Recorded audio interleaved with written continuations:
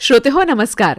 Bharat Ratna doctor Babasaheb Ambedkar भारतीय राज्यघटनेचे शिल्पकार. समाजातील विषमता, जातीभेद दूर करण्यासाठी त्यांनी आपलं आयुष्य वेचलं.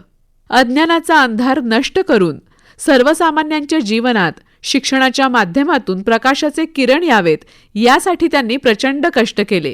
शिक्षणातून आर्थिक स्वावलंबनामुळे आज मोठा बदल घडतो आहे. डॉक्टर बाबासाहेब आंबेडकर यांची ही शिकवण समाजात रुजवण्यासाठी डॉक्टर रवींद्र आणि डॉक्टर सुरेखा जाधव हे दाम्पत्य कार्यरत आहे. नमस्कार डॉक्टर रवींद्र जाधव आणि डॉक्टर सुरेखा जाधव, आमच्या कार्यक्रमात आपलं मनापासून स्वागत आहे. नमस्कार. नमस्कार. डॉक्टर रवींद्र जाधव यांनी BAMS ही पदवी मुंबई विद्यापीठातून तर MD अल्टरनेट मेडिसिन ही पदवी कोलकाता विद्यापीठातून संपादन केली आहे. ते डॉक्टर मित्र चॅरिटेबल ट्रस्टचे अध्यक्ष आहेत. तसंच संविधान सैनिक संघ याचे ते प्रमुख आहेत. महात्मा फुले, राजर्षी शाहू महाराज आणि डॉक्टर बाबासाहेब आंबेडकर यांचे विचार लोकांपर्यंत पोहोचवण्यासाठी विविध ठिकाणी भाषणं आणि लेखनही ते करत असतात. डॉक्टर रवींद्र जाधव यांना डॉक्टर बाबासाहेब आंबेडकर पुरस्कारानं गौरविण्यात आलं आहे. तसंच 2021 साली प्रजासत्ताक गौरव सन्मान पुरस्कार त्यांना प्रदान करण्यात आला. अशा अनेक पुरस्कारांनी त्यांना गौरविण्यात आलं. डॉक्टर सुरेखा जाधव यांनी मुंबई विद्यापीठातून BAMS ही पदवी संपादन केली आहे. वैभवी आदर्श महिला सन्मान पुरस्कार, कल्याण डोंबिवली गौरव पुरस्कार, रमाई पुरस्कार 2022 या आणि अशा अनेक पुरस्कारांनी त्यांना गौरविण्यात आलं. निराधार मुलामुलींचे वसतिगृह, सिनियर सिटीझनसाठी वृद्धाश्रम, मोफत संविधान दवाखाना, गोरगरिबांसाठी ट्रस्ट हॉस्पिटल आणि रस्त्यावरील अनाथांचे पुनर्वसन असे अनेक सेवाभावी उपक्रम डॉक्टर रवींद्र आणि डॉक्टर सुरेखा जाधव राबवतात. आज डॉक्टर बाबासाहेब आंबेडकर यांचा महापरिनिर्वाण दिन आहे आणि डॉक्टर बाबासाहेब आंबेडकर हे भारतीय संविधानाचे शिल्पकार आहेत. आणि डॉक्टर रवींद्र जाधव, आपण नेहमी म्हणता की संविधानामुळे तुम्ही घडलात. अगदी मला सांगायला आवडेल की आमचं जीवन ज्या महामानवामुळे झालं ते डॉक्टर बाबासाहेब आंबेडकरांना सर्वप्रथम विनम्र अभिवादन करतो. सांगोळवाडी गाव आहे एक, वैभववाडी तालुका, सिंधुदुर्ग जिल्हा. या सांगोळवाडी गावामध्ये लहानपणीच माझी आई वारली आणि मग शिक्षण कुठे घ्यायचं, कसं घ्यायचं, अक्षरशः आभाळ होती. आणि त्यावेळी माझ्या शेजाऱ्यानी किंवा बंद भावकी असते त्या लोकांनी मला आश्रमशाळेत टाकलं आणि ही आश्रमशाळा वैभववाडी तालुक्यामध्ये होती. आणि त्या ठिकाणी आम्हाला जेवणही मिळालं, अंगावर कपड्याही मिळाला आणि शिक्षणाचा आधारही मिळाला. सांगायचा मुद्दा हा की डॉक्टर बाबासाहेब आंबेडकरांनी संविधानाची जर निर्मिती केली नसती तर ह्या आश्रमशाळा जिल्हा परिषदेच्या उभ्या राहिल्या नसत्या आणि आमच्यासारखी अनाथ मुलं, निराधार मुलं त्या ठिकाणी शिकू शकले नसते. निश्चितच. आणि खूप मोठा आधार तुम्हाला हा त्यांच्यामुळे मिळाला आहे. कोकण म्हटलं की ते छान असे टुमदार घरं डोळ्यासमोर येतात, हिरवीगार झाडी डोळ्यासमोर येते आणि तसेच तिकडचे ते वळणदार रस्ते सुद्धा डोळ्यासमोर येतात. आणि तुमचा हा प्रवास हा अतिशय खडतरण्याचाच वळणावळणाचा आहे. तर मुळात शालेय शिक्षण आणि अगदी सुरुवातीचं 11वी-12वीचं विज्ञान शाखेतलं शिक्षण तुमचं गावीच झालं. हो. तर मग तो प्रवास कसा होता? म्हणजे अगदी पुस्तकं मिळणं, अभ्यास करणं. बरोबर. तर इव्हन मी वैभववाडीच्या आश्रमशाळेत असताना सुद्धा आमच्या जेवणाचेही वांदे असायचेच, पुस्तकांचेही वांदे असायचेत आणि लाईटही नसायची त्या ठिकाणी. त्याच्यामुळे रोडच्या कडेला जाऊन अभ्यास करणं हे आलंच. आणि अशाही परिस्थितीमध्ये मी SSC बोर्ड आणि हे बोर्डमध्ये मी पूर्ण तालुक्यातून पहिला आलो. इथून माझा प्रवास हा कणकवलीमध्ये 11वी आणि 12वी सायन्ससाठी झाला. तिथे सुद्धा आमची राहण्याची वांदे होते, तिथे जेवणाची, राहण्याची सगळेच प्रॉब्लेम होते, शिक्षणाची तर खूपच दूर होती. परंतु त्या ठिकाणी सुद्धा मला वसतिगृह मिळालं आणि ते सुद्धा जिल्हा परिषदेचंच वसतिगृह होतं. एक गोपुरी आश्रम म्हणून आहे कणकवलीमध्ये आणि त्या ठिकाणी म्हैसीचा तबेला होता. तो खाली करून आम्हा गोरगरीब मुलांसाठी वसतिगृहाची तिथे योजना राबवण्यात आली त्यावेळी आणि तिथे आमचं शिक्षण झालं. आणि अक्षरशः 11वी-12वी सायन्स करताना आम्हाला खूप त्रास झाला, कारण काही पुस्तकच मिळाली नाही 6 महिने. आणि अशा अवस्थेमध्ये त्या वसतिगृहामध्ये जी मुलं दिवसभर वाचायचे ते रात्री त्यांची पुस्तके घेऊन आम्ही अभ्यास करायचो. आम्हाला कोणतेही ट्युशन नव्हते, काही नव्हतं. म्हणजे जिथे जीवन जगण्याचाच प्रश्न होता त्या ठिकाणी आम्हाला शिक्षण तर दूरच होतं. आणि म्हणूनच बाबासाहेबांच्या ह्या जिल्हा परिषदेच्या वसतिगृहांमुळे आम्ही त्या ठिकाणी शिकू शकतो. आणि म्हणूनच हे जीवन हे बाबासाहेबांचं जीवन असं म्हणायला काहीच हरकत नाही. त्यांनी एवढा मोठा आदर्श सगळ्या समाजासमोर ठेवला आणि अतिशय खडतड मार्गात त्यांचा सुद्धा प्रवास झालेला आहे. डॉक्टर सुरेखा, तुमचा प्रवास देखील शिक्षणाचा अगदी सोपा, साधा, सरळ असा अजिबात नव्हता. तुम्हाला देखील शालेय शिक्षण आणि मग नंतर महाविद्यालयीन शिक्षण घेताना सुद्धा तुम्हाला अनेक प्रश्नांना तोंड द्यावं लागलं. तर नेमकं काय घडलं? माझे वडील अगोदर रेल्वेमध्ये TC म्हणून जॉबला होते, पण वडिलांना हार्ट अटॅक आल्यामुळे त्यांना रिटायरमेंट घ्यावं लागलं आणि मी 10वीत असताना हा प्रवास सुरू झाला. अगदी म्हणजे फीजपासून, पुस्तकापासून फार ओढाताण व्हायला लागली आणि मी मोठी असल्यामुळे मला मार्गदर्शन कोणाचंच नव्हतं. जसा जमेल तसा अभ्यास, जेवढे पुस्तकं आहेत त्याच्यात क्लास नाही, ट्युशन नाही, तर त्या अभ्यासामध्ये चांगल्या मार्काने 10वीला उत्तीर्ण झाली. आणि 10वीला उत्तीर्ण झाल्यानंतर आता कॉलेजचा प्रश्न, शिक्षणाची तर खूप आवड, काहीतरी बनायचं आहे आणि स्वप्न बाळगलेलं की डॉक्टर बनायचं आहे. घरी खायला जेवण नाही. ह्या प्रवासातून अगदी उल्हासनगरला एक RKT कॉलेजमध्ये आहे, तिथे मुलांना स्कॉलरशिप मिळत होती हे मला ऐकायला आलं आणि मी तिथे जाऊन ॲडमिशन घेतलं. 11वी 12वी तिथून केल्यानंतर तिथे पण आपल्याकडे पुस्तकं नाही, क्लास नाही. इवन जेवढं जमेल तेवढं कॉलेजचं नॉलेज घेऊन चांगल्या मार्काने उत्तीर्ण झाल्यानंतर मग मेडिकलला ॲडमिशन घ्यायचं, हा प्रयत्न चालू झाला. आणि असं मार्गदर्शन करणारे कोण नाही. खडतर प्रवासामध्ये स्वतः शिकत जायचं. असं करता करता एक टीचर होते, त्यांनी मला मार्गदर्शन केलं की तू BMSला ॲडमिशन घे, तिथे फीस कमी लागतं MBBSपेक्षा. तर म्हटलं ठीक आहे, जर आपल्याला फीस कमी मिळत असेल पण शिक्षण होत असेल हे खूप महत्त्वाचं आहे आणि आपण डॉक्टर होतो, हे खूप आनंदाची गोष्ट वाटली मला त्यावेळेस. आणि पोदारमध्ये मी ॲडमिशन घेतलं आणि ॲडमिशन घेताना सुद्धा म्हणजे मेरिटमध्ये होतो, तरी जी SC STला फीज होती ती 500 रुपये होती आणि ती सुद्धा माझ्याकडे त्यावेळेस भरायला नव्हती. पण म्हणतात ना की तुमच्या मनामध्ये जर इच्छा प्रबळ असेल तर तुम्हाला सर्वीकडनं मदत मिळते. माझ्या बॅचच्या जे 12वी सायन्सला मुली होते तर कोणीच मेडिकलला गेलं नाही. तर मला एकटीला कसं करायचं मला समजत नव्हतं. मला मेडिकलला जायचं आहे आणि हे खूप महत्त्वाचं होतं की मी डॉक्टर बनणार, हे स्वप्न लहानपणापासून बाळगलं होतं. तर आमच्या कॉलेजचे एक क्लार्क होते, त्यांनी म्हटलं की बेटा मी तुला फी आज भरतो, कारण हे आम्हाला रिसीट पूर्ण भरून पैसे जमा करावे लागतात, तेव्हाच मुलांचे ॲडमिशन होतात. तर त्यांनी मला मदत केली आणि माझं ॲडमिशन झालं. अर्थात मी नंतर त्यांना पैसे दिले, पण ती मदत मला खूप महत्त्वाची होती की तिथून मला कळलं की चांगली माणसं असतात आणि आपण पण असं इतरांना मदत करायला पाहिजे. तेव्हापासून माझ्या मनाने ठरवलं की आपल्याला ज्यांनी मदत केली, जे पण आपल्या समाजाचे किंवा कार्यकर्ते किंवा आजूबाजूचे, तर आपण पण त्यांना असंच मदत करावी. आणि मेडिकलचा प्रवास सुरू झाला. उल्हासनगर ते वरलीपर्यंत येणं जाणं परवडत नव्हतं, पैसा नव्हता. मग ॲडमिशन घ्यायचं तर आम्हाला जे हॉस्टेल होतं कॉलेजचं ते आम्हाला परवडणारं नव्हतं. त्याच्यामुळे बाबासाहेबांनी वसतिगृह बांधलेले होते. आमचं वरली BDT चाळीमध्ये शासकीय हॉस्टेल, तिथे ॲडमिशन मिळालं आणि बाबासाहेबांमुळे आम्हाला तिथे जेवढं जमे पुस्तकं मिळाले, स्कॉलरशिप मिळाली आणि शिक्षण पूर्ण झालं.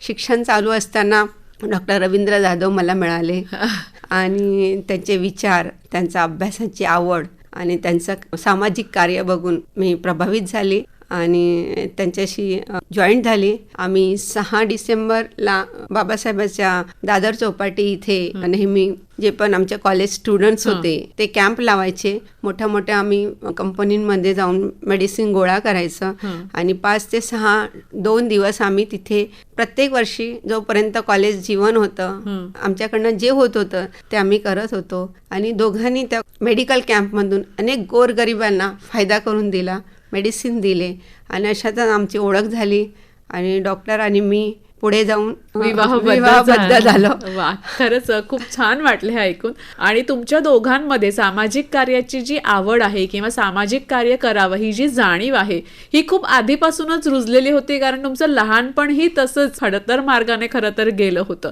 डॉक्टर, तुम्ही कोकणातून मुंबईत आलात आणि मग मुंबईत आल्यानंतर तुमचा प्रवास सुद्धा तेवढा सोपा नव्हता सुरुवातीला. तर काय काय घडलं त्या पोद्दार कॉलेजमध्ये किंवा सामाजिक कार्याची तुम्हाला जेव्हा जाणीव झाली तेव्हा सुद्धा? म्हणजे हा जो प्रवास आहे, म्हणजे कणकवलीमध्ये मी 12वी सायन्स पास झाल्यानंतर मला काही मार्ग दिसतच नव्हता. म्हणजे नेमकं काय करायचं, खिशामध्ये फक्त 17 रुपये होते माझ्याकडे आणि चला मुंबईचा प्रवास करूया. आणि मी डायरेक्ट, माझ्या मावस भाऊ आहे कोकिसरेकर म्हणून आहेत माझे, BS दादा म्हणून आहेत, त्यांच्या फॅमिलीकडे मी उतरलो. आणि उतरल्यानंतर दादाला सांगितलं की मला 12वी सायन्सला चांगले मार्क्स मिळाले, कुठेतरी आपण BSc वगैरे इकडे कुठे ऍडमिशन मिळतं का बघूया आणि रोजगाराचं काहीतरी बघूया. बर. असं करता करता त्याने मला एल्फिस्टनला वगैरे घेऊन गेला. पण तिथे आम्ही चहा पित असताना एक व्यक्ती म्हणाला की यांना चांगले मार्क्स आहेत, यांना MBBS ला पण ऍडमिशन मिळेल. आणि तिथून मग आम्ही असं म्हटलं हो का, अरे बापरे, आम्हाला तर माहितीच नव्हतं की MBBS काय असतं, BAMS काय असतं, मेडिकल एज्युकेशन काय असतं. तर तो म्हणाला चला आपण ट्राय करूया आणि फॉर्म आणला आणि मी तिथे सिलेक्ट पण झालो. परंतु माझ्याकडे 400 रुपये भरायला फी नव्हती. त्याच्यामुळे मग ते ऍडमिशन कसं घ्यायचं विचार करता करता माझी अपॉइंटमेंटची टाइम निघून गेला आणि मी सेकंड डेला गेलो तर म्हणे तुमचं ऍडमिशन गेलेलं आहे. आणि मग तो शॉक मी पचवू शकलो नाही आणि मी ते महालक्ष्मीचं तिथे एक रेल्वे स्टेशन लागतं, त्या रेल्वे स्टेशनमध्ये जीव देण्यासाठी चाललो होतो. अरे बापरे. हो. आणि म्हटलं कशाला जगावं, आपण एवढे कष्ट करावेत आणि आपल्याला ऍडमिशन मिळत नाहीये. तिथे मी शांत बसलो काही प्लॅटफॉर्मला बराच वेळ, स्वतःला सावरलं, प्रयत्न करायला पाहिजे. आणि नंतर मग अगदी सेकंड थर्ड डेला पोद्दार मेडिकलची परत एक मला ऍडमिशनचा कॉल आला आणि मग माझी अवस्था बघून माझ्या मावस भावाने पैसे कलेक्शन केले आणि पोद्दार मेडिकलला BMS ला ऍडमिशन दिलं. वा. मुळात तुमच्यातली जी इच्छाशक्ती, जी जिद्द होती, त्याला कुठेतरी एक मार्ग मिळाला इथे. आणि मी आत्ताच डॉक्टर सुरेखांनी सांगितलंच होतं, तुमच्यातली सामाजिक कार्याची आवड देखील तिथेच जोपासली गेली कॅम्पच्या माध्यमातून. आणि माझ्यासारखे असंख्य असे बांधव शिकून मोठे झालेले आहेत. हो. पण आम्ही असं ठरवलं शिक्षण घेतल्यानंतर की ज्या बाबासाहेबांमुळे आम्ही रोजीरोटीला लागलो, अंगावर कपडे आले, डॉक्टरांची डिग्री मिळाली आणि सन्मानित जीवन मिळालं, तर ते बाबासाहेबांना मला समर्पित करायचं आहे. आणि मी कॉलेज लाईफ पासूनच समर्पित करून टाकलं. आणि विद्यार्थी आंदोलनांमध्ये पण मी भाग घेतला. अनेक आंदोलनांमुळे मागासवर्गीय मुलांना मग ते स्कॉलरशिप असेल, त्यांचे इतर प्रॉब्लेम असतील, त्याच्यासाठी आम्ही आंदोलनांमध्ये सहभाग घेतला. आणि सुरेखाने सांगितल्याप्रमाणे आम्ही 6 डिसेंबर आणि 5 डिसेंबर 2 दिवस त्या वाळूमध्ये बाबासाहेबांना आदरांजली म्हणून आम्ही कॅम्प केलेले आहेत. आणि त्याच्यासाठी पाठीपोटावरती आम्ही औषधं उचलून ते 2-2 दिवसाचे कॅम्प केलेले आहेत. आणि त्यानंतर मी सुरेखाला म्हणालो की मी बाबासाहेबांसाठी समर्पित आयुष्य दिलेलं आहे. बाबासाहेबांचं एक स्वप्न होतं मिशनरी वर्क, म्हणजे जे अनाथ निराधार आहेत त्यांना आधार देण्याचं काम माझ्या लोकांनी करावं. आणि त्यावेळी सुरेखाला म्हणालो की माझ्याशी काही लग्न करण्याच्या फंदात वगैरे पडू नको, कारण मी बाबासाहेबांसाठी समर्पित केलेलं आहे. उद्या घरामध्ये जर मी आंधळे, अपंग किंवा असे काही लोकांना आणून सांभाळायचं म्हटलं तर तुझ्या आणि माझं भांडण होईल. पण ती म्हणाली असू दे, आपण दोघंही सोबत करू. आणि गेली 30 वर्ष आम्ही दोघेही सोबत आहोत. वा. त्या कुठेही डगमगलं नाही, तुमच्या पाठीमागे खंबीरपणे उभ्या राहिल्या. आणि मी तिची परीक्षा सुद्धा घेतली. ती कशी काय, म्हणजे काय लग्न झाल्यानंतर ज्यावेळी आम्ही प्रॅक्टिस मध्ये आलो आणि सामाजिक काम सुरू केलं, त्यावेळी कल्याणमध्ये असा एक प्रसंग घडला की जिथे HIV एड्सचा एक पेशंट मुलगा, त्याला कोणीतरी सोडून गेले होते. आणि मग मी त्याला घरी घेऊन आलो आणि या माऊलीला म्हणालो की चल, याला सांभाळायचंय आपल्याला, सामाजिक कामाला सुरुवात करायची म्हटल्यानंतर तुला कोणत्याही प्रसंगाला तोंड देता यायला पाहिजे, पास होऊन दाखव. आणि माऊली पास झाली त्याच्यामध्ये. आणि त्यानंतर अनेक जी मुलं आहेत ज्यांचं कोणी नाही आहे, ज्या महिला आहेत, जे वृद्ध आहेत, त्यांना मी घरी आणून ठेवायचो, माझ्या क्लिनिकमध्ये आणून ठेवायचो. आणि त्यातूनच माझं हे सामाजिक काम सुरू झालं.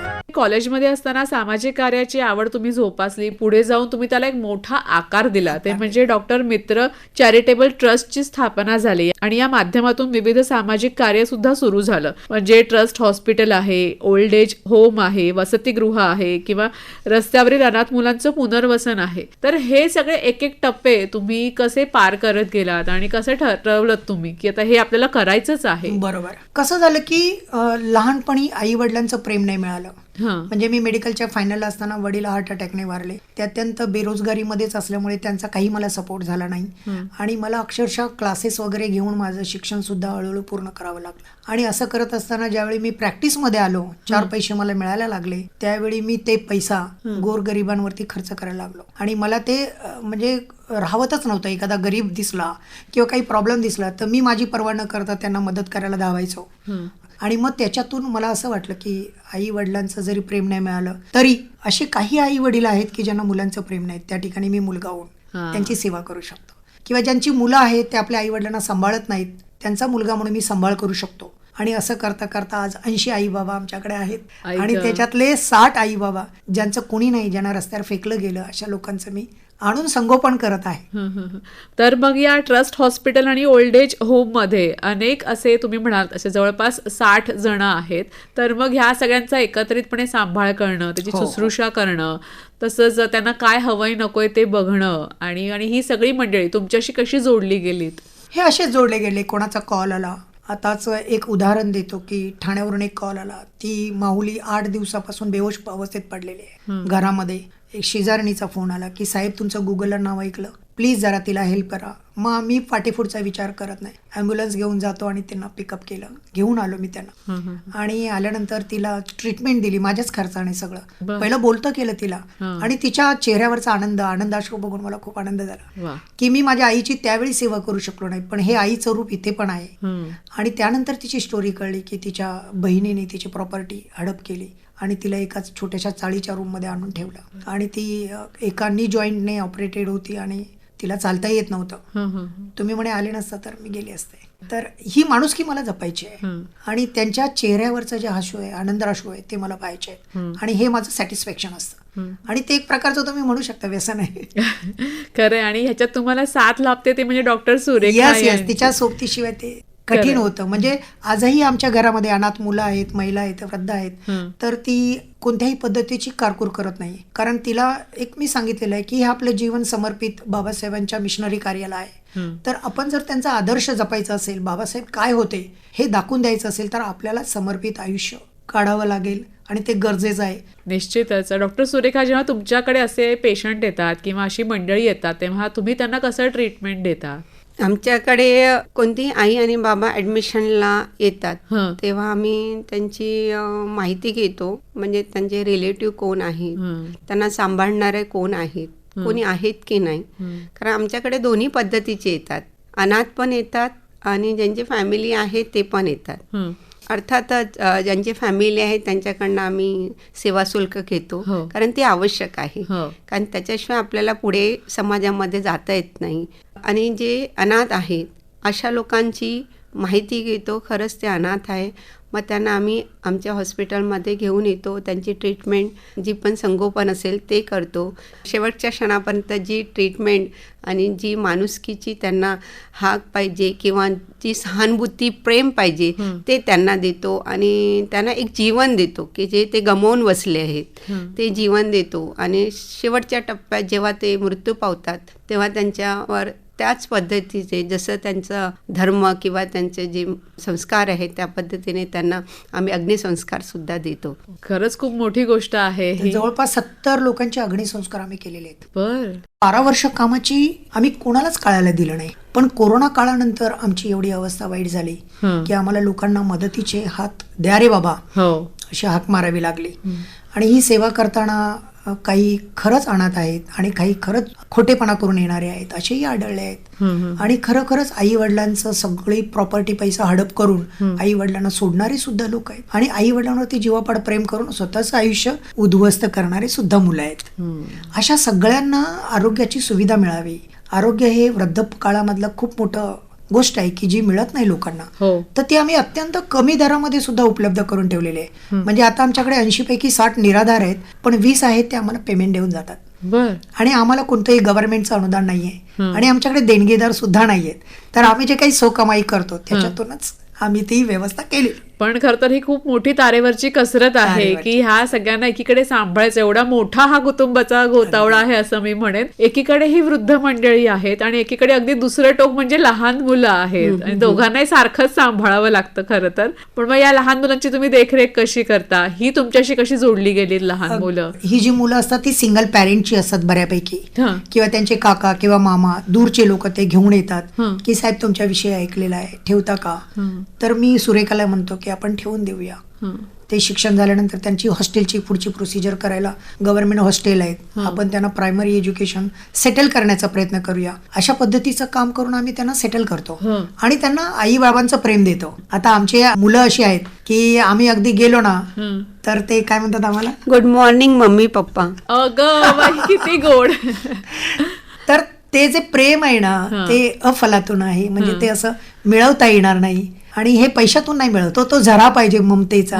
तर आमचं हे सेंटर गरीब, श्रीमंत, निराधार यांचं माहेरघर झालेलं आहे.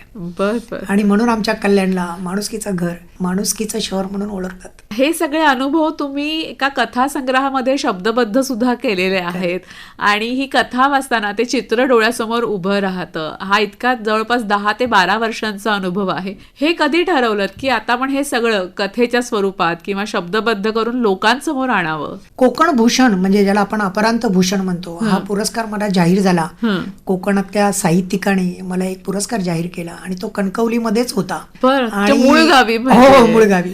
आणि सुप्रसिद्ध ज्या साहित्यिका आहेत, उर्मिला पवार, जवी पवार, ही मोठे मोठे जी साहित्यिक मंडळी आहेत, सुनील हेतकर वगैरे, आनंद देवडेकर वगैरे, या सगळ्या मंडळींनी असं डिसिजन घेतलं की या वर्षीच्या साहित्य संमेलनामध्ये कोकण भूषण पुरस्कार, कोकण हे नाव आहे ना, ते पाली भाषेमध्ये अपरांत हा शब्द आहे आणि तो अपरांत भूषण पुरस्कार मला त्याने जाहीर केला.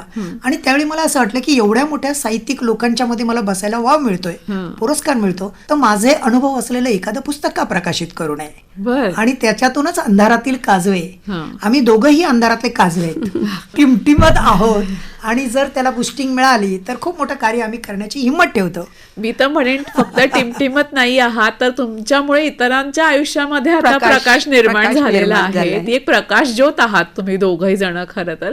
आणि ह्याच्यामुळे निश्चितच अनेकांचं आयुष्य हे उजळताना आता बघायला मिळतं आहे. हे प्रॅक्टिस एकीकडे सुरू आहे आणि अगदी सुरुवातीला आपण म्हटलं तसं की संविधानामुळे तुम्ही घडलात असं तुम्ही म्हणता डॉक्टर नेहमी. तर मुळात हे संविधान जे आहे ते माणसाच्या जगण्याशी कसं जोडलं गेलेलं आहे त्याबाबत जरा आम्हाला सांगा ना. माझं बालपण तर तुम्हाला मी सांगितलंच की ते संविधानाने निर्माण केलेल्या हॉस्टेल्स, वसतिगृह, आश्रमशाळा याच्यामुळे आम्ही शिकू शकलो. आणि पुढे ग्रॅज्युएशन झाल्यानंतर मी ते वाहून घेतलं.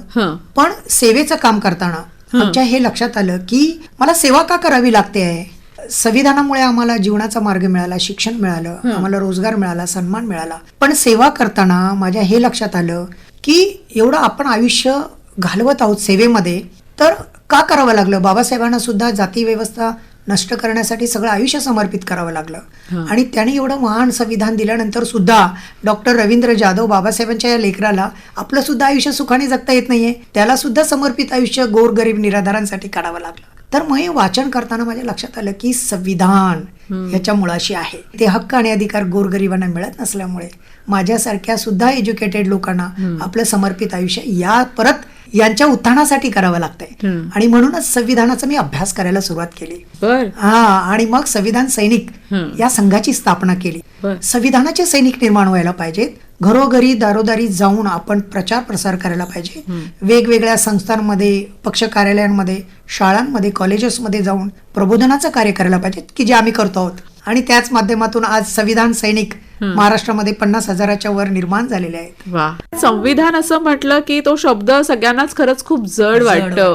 तुम्ही हे सगळ्यांना सोपं करून दाखवलं की ते कसं जगण्याशी जोडलं गेलेलं आहे किंवा आपण ते कसं जोडायला हवं, त्याचा इतरांना म्हणा किंवा समाजातील अनेक घटकांना त्याचा कसा उपयोग होऊ शकतो. तुम्ही कशा प्रकारे हे तुमच्या व्याख्यानांमधून किंवा तुमच्या भाषणांमधून समजवता, जरा त्याबद्दल आम्हाला सांगा. अगदी बरोबर. संविधानाचा प्रचार प्रसार आणि प्रबोधन करताना की काही लोकांच्या डोक्यामध्ये एक हे आहे की संविधान हे मोठे विद्वानांचं काम आहे, वकिलांचं काम आहे. तर ते तसं नाहीये. ते आपल्या जीवनाशी, दैनंदिन जीवनाशी निगडीत असलेलं संविधान आहे. फक्त तुम्हाला ते डोळसपणे बघता यायला पाहिजे. संविधान हे प्रत्येक गोष्टीमध्ये आहे. तर ज्यावेळी मी वृद्धांना आणतो, त्या आई वडिलांचे हक्क आहेत आपल्या घरावरती, तर त्या ठिकाणी त्यांची मुलं म्हणा, त्यांचे नातेवाईक म्हणा, त्यांना बाहेर काढतात, त्या ठिकाणी मी उभा राहतो. संविधानाचे त्यांना हक्क आणि अधिकार मिळवून द्यावे लागतात. तर अशा पद्धतीने आपण संविधान, आता जसं की देशाच्या सीमेवरती जवान आहेत, ते आपल्या सीमांचं रक्षण करतात, पण भारताचं रक्षण करण्यासाठी संविधानाचे सैनिक व्हावं लागेल. आणि संविधानाची ही माहिती असेल, जाणकारी असेल तरच तुम्ही संविधान वाचू शकता. अन्यथा संविधानाचे हक्क आणि अधिकार चुरगळले मुरगळले गेलेत तर तुमच्या हाती काहीच लागणार नाही. आणि म्हणूनच तुमच्या जीवन मरणाशी किती संबंधित आहे. तुम्हाला स्वातंत्र्य कोणी दिलं, तुम्हाला जी समानता मिळते ती कोणामुळे मिळते आहे, तुम्हाला जो सामाजिक न्याय मिळतोय तो कोणामुळे मिळतो आहे, आणि तुम्हाला जे बंधुत्व प्राप्त झाले ते फक्त आणि फक्त संविधानामुळे आहे. आणि या संविधानाला जपणं तुमचं माझं सगळ्यांचं काम आहे. आणि म्हणजे अत्यंत सोप्या भाषेमध्ये ते आम्ही सांगण्याचा प्रयत्न करतो. अगदी बरोबर. मुळात समाजामध्ये न्याय आणि बंधुता जपणं हे खूप गरजेचं आहे आणि यासाठी हे संविधानाचे सैनिक जे आहेत ते घरोघरी निर्माण होणं देखील तितकंच गरजेचं आहे. हे सैनिक तर निर्माण होतील, पण त्या सैनिकांनी नेमकं काय काम करणं अपेक्षित आहे? पहिली गोष्ट म्हणजे जे संविधानाचे सैनिक आहेत हं. ते, जसं मी म्हणतो की जात नको आहे, धर्म नको आहे, आपल्याकडे संविधान आहे, तर संविधानवादी मुवमेंट तुम्हाला राबवायची आहे. पहिले तुम्हाला पूर्णतः संविधानवादी व्हायचं आहे. आणि मी भारतीय आहे, अंतिमताही भारतीय व्हायला पाहिजे. तुमचा जात आणि धर्म कुठेही आडवी नको यायला, नाहीतर मग तुम्हाला संविधानवादी सैनिक होण्यात काही पॉईंट नाही. माणूस की तुम्हाला जपायची आहे. आणि हा एक पार्ट झाला. दुसरा पार्ट म्हणजे संविधानाचे सैनिक म्हणजे आपल्या आजूबाजूला जे अत्याचार होतात, अन्याय होतात, काही लोकांना संविधानाच्या हक्काने अधिकार मिळत नाहीत, तिथे तुम्हाला जाऊन ते मिळवून देता यायला पाहिजेत. एखादा अनाथ असेल, निराधार असेल, त्याला संविधानाची मदत ही तुम्हाला मिळवून देता यायला पाहिजे. कारण संविधानाने आपल्यासाठी पोलीस स्टेशन निर्माण केलेले आहेत, तिथपर्यंत लोक पोहोचत नाहीत, ते तुम्हाला व्यवस्था पोहोचवायची आहे. संविधानाने तुमच्यासाठी कोर्ट कचेऱ्या निर्माण केलेल्या आहेत, पण तुमचा एखादा गरीब माणूस तिथे पोहोचत आहे, तिथे तुम्हाला मदतीची गरज आहे. म्हणजे वकील करून देणं असेल, या सगळ्या गोष्टी करायच्या आहेत. तिसरी गोष्ट अशी की रुग्णालय हे आमच्यासाठी आहेत, संविधानाने आमच्या आरोग्य रक्षणासाठी आहे. तिथे तुम्हाला जाऊन रुग्णालयात भांडायला पाहिजे की का एक्सरे मशीन नाही आहे, का सोनोग्राफी होत नाही आहे. संविधानानं तर तुम्हाला करोडो रुपयाचे अनुदान दिलेले आहेत, मग तुम्हाला लागणारी मदत आम्ही करून देऊ. आमच्या मंत्रालयातल्या ज्या काही गोष्टी, आमचे जे कार्यकर्ते आहेत त्या ठिकाणी, मोठे मोठे ऑफिसर्स आहेत, त्यांच्या मदतीने तुम्हाला जी लागेल ती मदत देऊ, पण संविधानाच्या हक्काने आम्हाला अधिकार पाहिजेत. निश्चितच. डॉक्टर, तुमचं पुस्तकाचं शीर्षक तर अतिशय समर्पक आहेच की अंधारातील काजवे. आणि या कथासंग्रहामध्ये ज्या वेगवेगळ्या कथा आहेत त्या कथांची शीर्षकं सुद्धा अगदी प्रत्येक वाचकाचा मनाचा ठाव घेतात. त्याच्यातलं अभागी आई असेल, नशीब एकेकाचे, डॉक्टरची ट्रॅजेडी, प्रॉपर्टीसाठी, म्हणजे या शीर्षकातूनच जाणवतं की आत काहीतरी वेगळं घडलेलं आहे. तर ह्या शीर्षकांविषयी आणि त्या कथांविषयी आम्हाला जरा अगदी थोडक्यात सांगा ना. म्हणजे कसं आहे की या कथा अत्यंत आमच्या जीवनाशी संबंधित आहेत, म्हणजे प्रत्यक्ष घडलेल्या आहेत आणि या सगळ्या सत्यकथा आहेत. आणि म्हणून त्या सहज कागदावरती आल्या सगळ्या कवी कथा. आणि याच्यामध्ये सगळ्या स्टोऱ्यांमध्ये प्रत्येकाची एक वेगवेगळी कथा आहे. जसं एक स्टोरी मी तुम्हाला थोडक्यात सांगतो की ती माऊली रस्त्यावरती पडून आहे, हे माझ्या नजरेस आलं. मी तिला माझ्या वृद्धाश्रमामध्ये घेऊन आलो आणि तिसऱ्या दिवशी तिचा मुलगा येऊन उभा राहिला. तुम्ही माझ्या आईला का आणलं? का रे बाबा, तू आईला सांभाळू शकत नाही? तर मी नाही म्हणे, ती मरण्यासाठी मी तिला सोडलं होतं, ती हट्टी आहे आणि तिची प्रॉपर्टी ती माझ्या नावावर करत नाहीये, मला माझं कर्ज फेडायचं आहे. अरे बापरे, म्हणून तू तिला मारणार का? आणि त्याने माझ्याशी हुज्जत घातली आणि म्हणे, मी डॉक्टर तुमच्यावरती मी आता केस करतो, माझ्या आईच्या गळ्यामध्ये दागिने होते, असं मी जर तुमच्यावरती आरोप केला तर तुम्ही काय कराल? म्हटलं, माफ कर बाबा, मी गरीब माणूस आहे, मी काहीच करू शकत नाही तुझं. आणि आईला मी नमस्कार केला आणि तिला होतं त्या जागेवरती नेऊन सोडून आलो. नाही तर तो माझा पिच्छा सोडत नव्हता. अशी सुद्धा आहेत, असे असंख्य अनुभव आहेत. म्हणजे माझ्या जे काही संपर्कातले अनेक गोष्टी त्याच्यामध्ये आहेत आणि ते वाचताना अक्षरशः माझे सगळे लोक रडत राहतात. आणि ह्या पुस्तकाची 5वी आवृत्ती सुद्धा संपलेली आहे. बर बर बर. ह्यातलं एक वेगळं शीर्षक आहे ते म्हणजे कशाला हवीत मुले. तर कशाला मुलं हवीत याचा अर्थ असा की आई वडिलांची प्रॉपर्टी, पैसा नावावर करून झाल्यानंतर जर ती मुलं आई वडिलांना सांभाळत नसतील, त्यांना प्रेम देत नसतील, त्यांना रस्ता दाखवत असतील, तर अशी मुलं कशाला हवीत? असा प्रश्न मला त्याच माऊलीने विचारलेला आहे. बर बर. अशा अनेक माऊली आणि बाबा माझ्याकडे आहेत की मी त्यांना त्यांच्याकडून हे शिकलो की वृद्ध हो, तुमचा पैसा हाच तुमचा मुलगा आहे. आजच्या नवीन जमान्याचा हा संदेश आहे की तुम्ही तुमचा पैसा, तुम्ही जोपर्यंत जिवंत आहात तोपर्यंत मुलांच्या नावावर करू नका. तुम्ही दोघांनीही सामाजिक कार्याचा हा वसा उचललेला आहे आणि अर्थात हे ट्रस्ट हॉस्पिटल आहे, वसतिगृह आहे किंवा ओल्ड एज होम आहे, हे सांभाळताना तुम्हाला सुद्धा थोडे मदतीचे हात निश्चितच लागत असतील. तर तुमच्या सोबत कोण कोण असतं हे सगळं काम करताना? हे काम करताना दुर्दैवाने सांगावं असं वाटतं की समाजातून पाहिजे तेवढा रिस्पॉन्स नाहीये. अच्छा. पण लोक मला डाळ, तांदूळ, गहू असं काही ना काही आणून देतात. बर. आम्हाला गव्हर्नमेंटचं अनुदान नाहीये. आणि असं म्हणतात ना की दरमहा काही देणगीदार तुमच्याकडे असावेत, तर तेही नाही आहेत. तर स्वकमाईतून चालवलेला हा रस्ता आहे. तर याला तुमच्या आता या मुलाखतीतून अनेक हात सोबत येतील अशी आशा धरूया. तर आमच्याकडे जवळपास 40 लोकांचा स्टाफ आहे. बर. वेगवेगळ्या ह्याच्यामध्ये काम करतात. पण कसं आहे की आमच्या वृद्धाश्रमामध्ये ज्या अनाथ महिला आहेत, बरोबर, ज्यांना त्यांचे नवरे मारतात आणि मग ते सुसाईड करायला जातात, पोलीस पकडून आमच्याकडे आणून ठेवतात, कारण आमचं ते माहेरघर झालेलं आहे. त्याच्यानंतर काही ज्या महिला आहेत त्या रेल्वेमध्ये जातात जीव द्यायला, तिथूनही पकडून आमच्याकडे आणतात. तर त्या माऊलींना आम्ही सांगतो की तुम्ही जेवण किचनमध्ये काम करा, आम्हालाही द्या, तुम्हीही जेवण करा. त्याच्यातल्या काही महिला आहेत त्या आपल्या वृद्ध आईबाबांची सेवा करतात, असं तडजोडीचं काम करतो. आणि आमच्याकडे एक पुण्यातून एक असाच मुलगा होता, तो अपंग असल्यामुळे तो सुसाईड करणार होता. माझी मुलाखत ऐकून मला त्याने फोन केला की उद्या मी ट्रक खाली जीव देणार आहे, डॉक्टर साहेब काय मार्ग असेल तर सांगा. म्हटलं बॅग भर आणि कल्याणला ये. त्याला मी पाय लावून घेतला आणि तो आज आमचं वॉचमनचं काम करतो. अशा पद्धतीची तडजोडीची कामं करतो आम्ही. आणि त्याच्यामध्ये पेमेंट घेणारा जो क्लास आहे तोही आहे, पण लोक आमच्याकडे तेवढी मागणी नाही करत. काही सेवाभावी मंडळी स्वतःहून येतात, बाबा ठीक आहे 5 तर 5,000 द्या, 10 तर 10,000 द्या, पण आईबाबांची सेवा करायला आम्हाला आवडेल. अशा सगळ्यांचा मी उपयोग करतो. ते एक काय म्हणतात त्याला, खरंच परमेश्वर आपल्या सोबत आहे. हो डॉक्टर सुरेखा, खरं तर एकीकडे हे सामाजिक कार्य सुरू आहे, एकीकडे घर आहे, एकीकडे दवाखाना आहे. तुम्ही कसं सगळं हे मॅनेज करता? आपली मनाची जिद्द असते की आपल्याला हे कार्य करायचे. DMCT हॉस्पिटल आणि ओल्ड एज होम हे आमचं कार्यक्षेत्र आहे. रोज जाऊन तिथे काम करणं म्हणजे एक उत्साहाची गोष्ट आहे. आमच्या दोघांमुळे तिथे पूर्ण पॉझिटिव्ह एनर्जी पसरते की जो आमच्या कामामध्ये उत्साह दिसतो, आमचा उत्साह बघून पेशंट सुद्धा उत्साही होते, त्यांना जगण्याची एक उमेद जागते की सर मॅडम राऊंडला आल्यानंतर जी एनर्जी त्यांच्यामध्ये आम्ही भरतो, प्रेमाने त्यांच्या डोक्यावर हात फिरवणं, डॉक्टर साहेब आई म्हणून जे हाक मारतात, आणि मी त्यांना सांगते की मी तुमची माता आहे, मी तुमचं लहान जसं मुलांना आपण सांभाळतो, त्यांचे हट्ट पुरवतो. त्यांनी जो हट्ट केला की नाही आज माझा वाढदिवस आहे आणि मला केक कापायचा आहे, तर ठीक आहे आज तुमचा वाढदिवस आहे, आम्ही तुमचा केक कापू आणि सेलिब्रेट करू. आणि त्यांचा जो आनंद आहे, जरी त्यांचा वाढदिवस नसेल पण तरी पण त्यांचा जो आनंद आहे तो फार महत्वाचा आहे.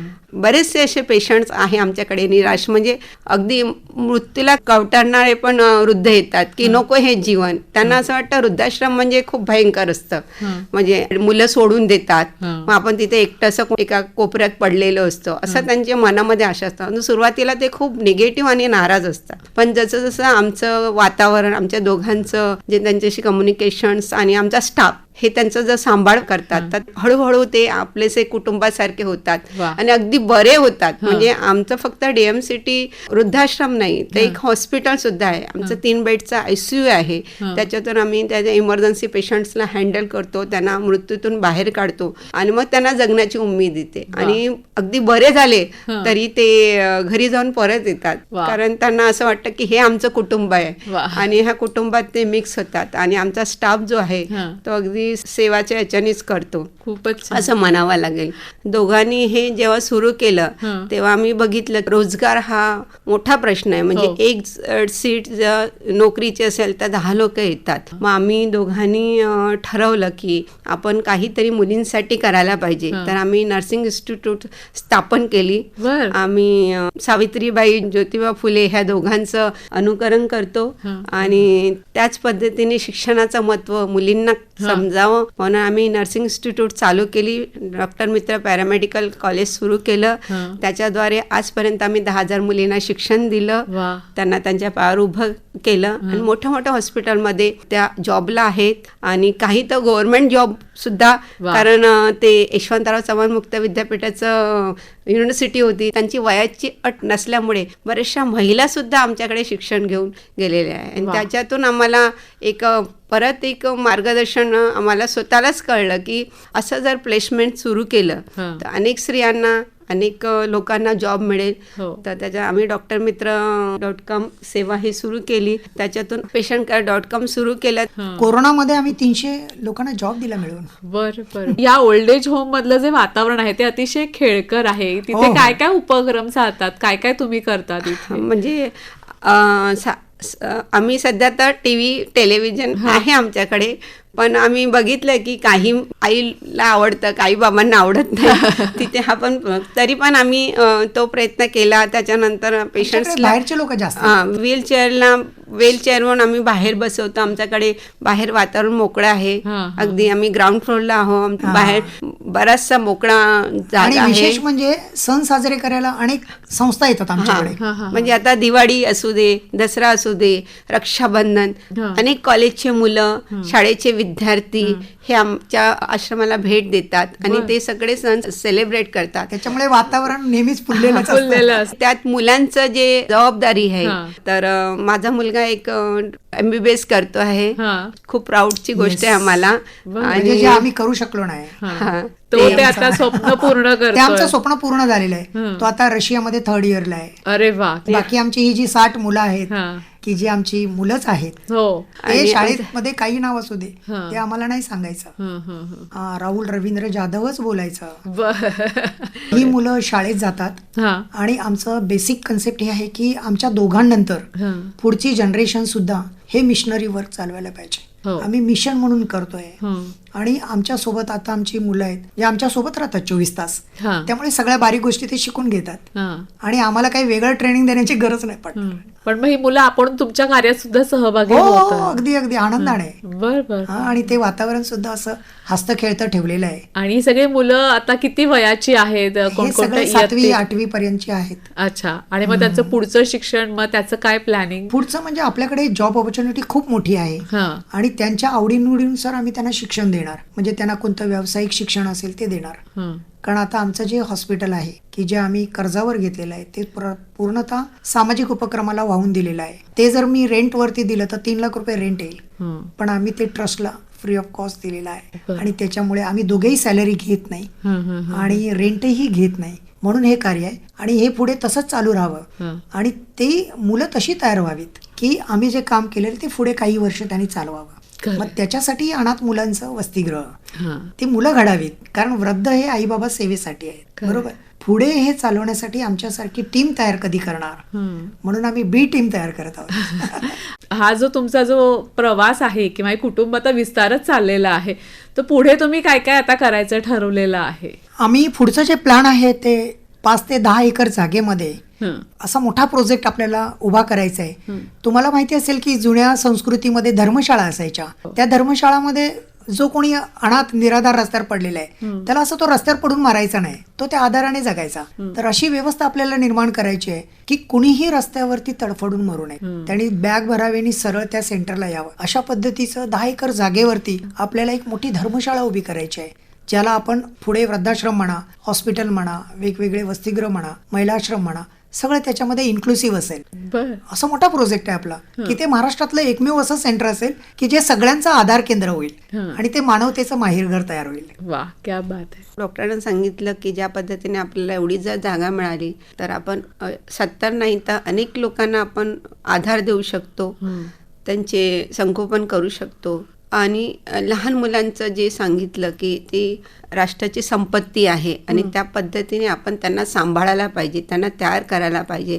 तशा अनेक मुलांचे वसतिगृह चालू करून अनेक मुलांचे जे निराधार आहे, जे रस्त्यावर किंवा झोपडपट्टीमध्ये राहून गुंडामवाली गर्दी करणार ना कुठेतरी ते संपणार, तर अशा मुलांचं संगोपन करून आपण त्या मुलांना एक जबाबदार नागरिक बनवावं आणि त्यांना देशप्रेम, संविधानाचे सैनिक हे बनवून त्यांना उभं करावं. अनेक स्त्रिया आहेत, ज्या गोरगरीब महिला आहेत, त्यांच्यावर अत्याचार होतात, त्यांना कुठेच न्याय मिळत नाही. पोलीस स्टेशनमध्ये गेलं तर त्यांना सांगतात तुमचा तो कौटुंबिक प्रश्न आहे तो तुम्ही सोडवा. तर असे अनेक महिला आहेत, अनेक मुली आहेत जे शिक्षणापासून वंचित आहेत, त्यांना शिक्षण मिळावं. काही नाही तर कमीत कमी नर्सिंग शिक्षण घेऊन त्यांनी त्यांच्या पायावर उभं राहावं. असे अनेक उपक्रम चालवायचे आहेत. तर आम्ही दोघं पण समाजाला किंवा काम करणारे व्यक्ती आहेत त्यांना आम्ही आव्हान देतो की त्यांनी आमच्या कुटुंबाला जॉईन व्हावं, मदतीचा हात धरावा. तर आम्ही एक नाही तर अनेक लोकांना आपण सांभाळू शकतो निश्चितच. आणि म्हणतात ना पुण्याचे वाटेकरी होऊ शकतो. आणि निश्चितच ही टीम सुद्धा तुमच्यासारखीच आम्हाला कार्य करताना दिसेल. त्यांच्यामध्ये सुद्धा तुमच्यासारखी जिद्द, उमेद नक्कीच असेल. आणि